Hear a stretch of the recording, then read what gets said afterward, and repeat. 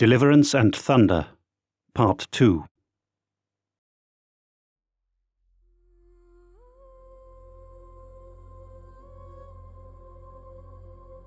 Oh, Retha, you wouldn't believe it even though I describe it to you. All those years didn't prepare me for it. Not a chance.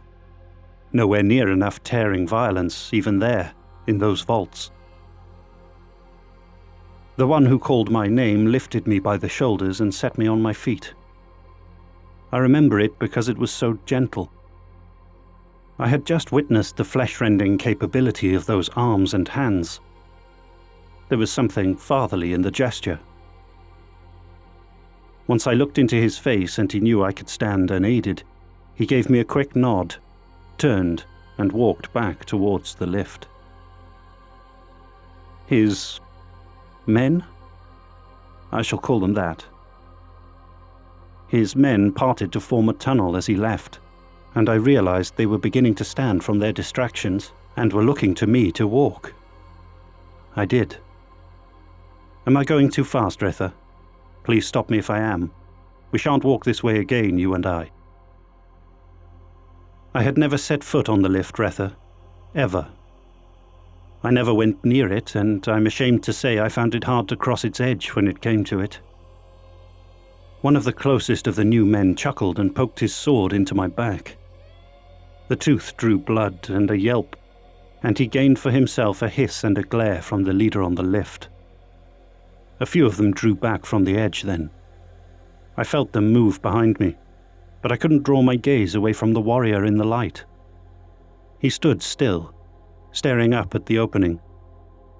Blood ran down the arm holding his helmet and dripped onto the lift floor. I remember that. He smelled like sweet engine fuel and dust.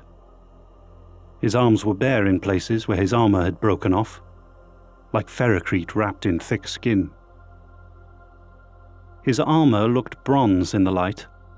It was as thick as my fist and whirred when he shifted his weight. It didn't jangle or clatter. Above the whine of his mounted pack there was only the gentle stretching of the joints and the sound of a thick red cloak as it rustled over the plates. It was a marvel. It wasn't adorned with anything like we see today. A lightning bolt on his chest plate and one carved into his neck. That was it. He stared up the giant shaft unblinking. Seconds stretched out, and I had to know. "Where are we going?" I asked him. "Up." "What's up there?" "Your new life, I think." "You don't know?" "I cannot see further than now, no. Can you?" I realized he was smiling then, and it quite frightened me to see him staring down at me like that.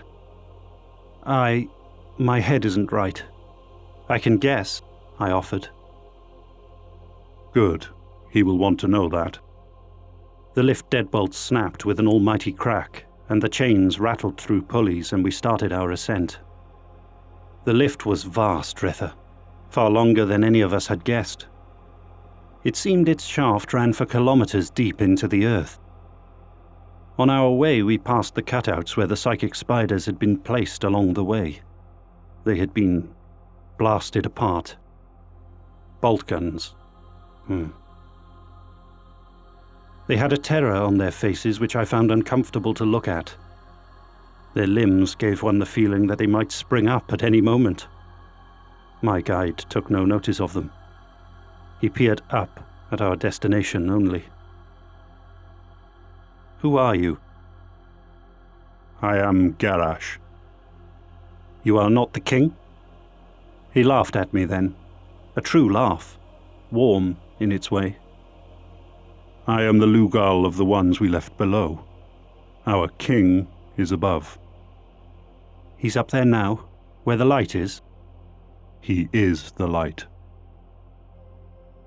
It took over an hour for us to gain the lip of the hole our masters put us in, and the light, once there, was so bright in comparison I shut my eyes and put my hands out to prevent myself from falling. Garrosh took my arm in his hand and led me away from the lift, the air smelling fresher. Isn't that funny, Retha?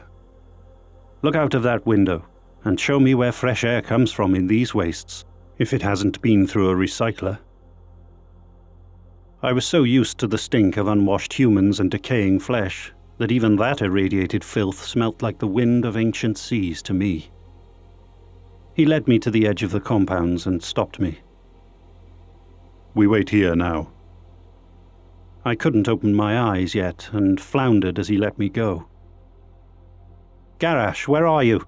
I can't see. I heard him moving around me and was gently guided down onto a box or chair. We will wait for your eyes to catch up. You will need them. I could hear the smirk in his voice, and to be honest, was beginning to lose my fear of this one, slightly. An hour passed us by while we waited. I tried to ask Garrosh questions and probe for some information, but no answer was forthcoming. So we sat silently and listened, as the endless rumble and din of a new type of war machine continued on outside the door by which we sat. Eventually, I could make out that we were in a hallway of stone, and very much in the desert, as I had feared. Garrosh, staring out of the doorway, sat on a stone block which had fallen from the wall. He sat without moving, not a muscle. As I later learned, this was rare of his strain, and likely the reason he didn't terrify me in the way the others did. I stood and gained my balance. He turned his great head to look at me then. You are ready? I think I am, I said. Just remember to breathe, and you will not dishonor yourself, I think. Wait, but he was already moving, turning his armored shoulders through the doorway, scraping the stone. My eyes, as it happened, were ready, yet I wished that they weren't. The savagery outside made my stomach loose, Retha. The battlefield just outside the entry compound hadn't been cleared. Quite the opposite, in fact. It had been enshrined. These warriors had strung the bodies of our jailers by cables between buildings, and they hung dripping a grisly rain onto our heads as we walked the red sand beneath. The bronze-armored warriors lined our way. Something was ailing them. They twitched. Some sneezed blood and some jabbered at ghosts and clattered their teeth together so hard I winced. "What's wrong with them?" I asked Garrosh, closing my eyes against the rain while trying to step over what his brothers had left on the ground. Nothing is wrong with them. They are as they are. But they... We have had a hard battle to find you.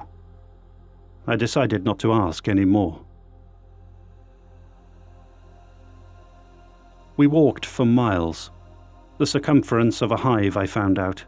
A giant wrinkled spire which smoked and belched flame and green smoke where the bombardment had broken it open. It reminded me of the insect mounds out here that house the colonies of the soft beetles that scour the sand clean. That was a more apt likeness than I knew at the time. Eventually we came to what served this hive as a main gate.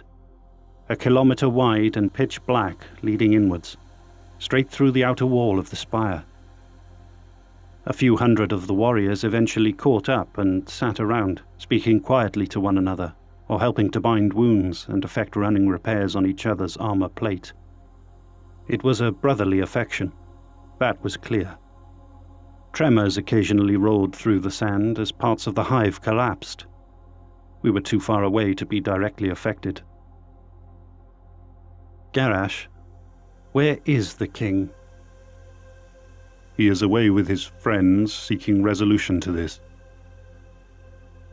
What happens now? We'll wait to bring this fight to its close. You've done this before? We have done this before. The tremors started to increase until the little rocks and sand started to shift. The warriors around me either didn't notice or didn't care, and continued their ministrations. A gnawing thing entered my mind. I couldn't shake it off. A sense of wrongness overcame me and made my skin itch. I couldn't put a name to what I was feeling, but I knew with no doubt that a malicious intelligence was searching out amongst the sand. I could feel its intent upon me more than once, and I wanted to cower in Garash's shadow or flee out into the wastes. "Garash, something is happening. Something is coming, I think," I said. His head ground towards the gate, and he narrowed his eyes. "Truly? It's about time," he said, and began to rise from the sand. "Stand, brothers. This end comes." The warriors stood and formed into ranks. Even that was a sight to behold, Retha. They had a nobility to them which belied their obvious savagery, ready at a moment's notice for the most horrific of action, without so much as a grunt of complaint. Amazing, really. Completely committed, completely certain, and of one mind. As the great gates opened, they did nothing. As an army from some far nightmare strode out, they didn't move.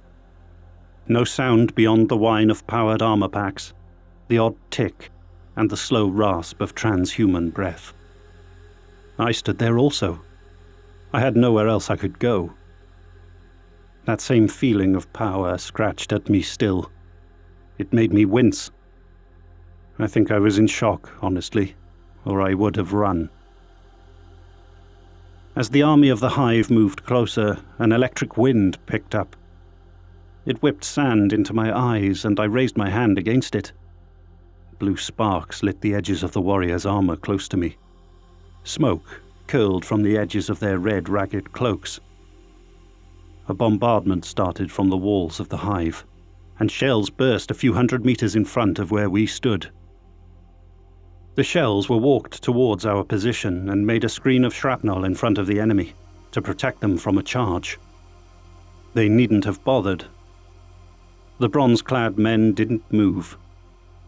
It seemed as though they were resigned to their certain destruction, as the barrage wall got close enough that shell fragments began to strike their armor.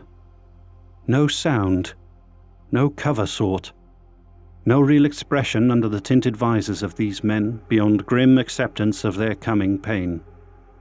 One warrior a few places down the line was hit and fell out forward, striking the sand with a dry thud. He scrabbled in the sand with his remaining hand and fell still. Another was blasted apart by an errant shell, and yet another took a hypersonic shard to his chest and knelt, trying to tear it out. The bombardment stopped as the first wave of attackers came through the smoke and falling sand. "Garash, please, we need to get away from here," I pleaded with him. He was looking for something. That much was obvious. Some signal or change in events I couldn't comprehend. There was a shout from down the line, and his eyes locked onto something in the approaching horde of mutant warriors, and a look of triumph crept into his dour expression. At this, he locked his chain blade straight out in front of him and pointed into the mass, where a knot of mutated giants surrounded something. A leader? A chieftain? The man beside him raised something. Through the sand and smoke being blown all around, I was just able to make out a sphere of darkness swirling around a figure held aloft by some sorcery I had never seen before. Yet as my eyes alighted on it, the creeping horror intensified and pain racked me. I had never felt so wretched and lost. The light of the sun dimmed, and I cowered in the dust, attempting to disappear behind Garash and his men. As the moment reached its height and I felt I would just melt away, the line opened fire as one. That noise, Retha. I was not ready for it. I threw myself flat on the sand and buried my face and covered my ears. In a break in the thunder, I was hauled to my feet. Garash and a few of the others were laughing, guffawing, as the charge of the hive faltered under that incredible destruction. Just a moment, long enough for the man next to him to lock what he was holding onto the dark figure. The hive roared and howled as they attempted to recover and resume their charge, but it was too late. Sonic booms crashed over our heads, and from the enemy's left dropped a flaming meteor out of the haze. They turned to face this new assailant, and as they did, the roaring comet struck lance-like straight through the figure and exploded in the army's center. The receding flash of detonation revealed warriors armored in gold, not bronze, fighting in a swirling melee outwards, killing with great sweeps of spear and sword as their enemies crowded and stampeded over each other to get to them. I could not take my eyes from their king. A giant, wreathed in gold. He flitted in blinks about his men, every time dealing his own concentrated bombardment. It seemed he appeared from above, where the fighting threatened to break through the circle, or where his golden soldiers were in most peril. Explosions of lightning accompanying every landing, and rolling flame each swing of his sword. The warriors I stood with could not contain themselves any longer. They moved, slow at first but roaring and gaining momentum. Like a landslide down a mountain, they hit the backs of that disgraceful army and brutalized it. It did not take long. It wasn't so much a pitched battle as it was an execution happening in front of me. Magnificent isn't the right term, Retha. I hope you understand that. The master of mankind is beyond words when roused. The energy of him. It flowed across the sand, and the pressure behind my eyes made me gasp. The last thing I saw was the Emperor stoop, pick up that dark warlord, and with his clawed hand raised above his head for all to see, squeezed and chopped him into pieces.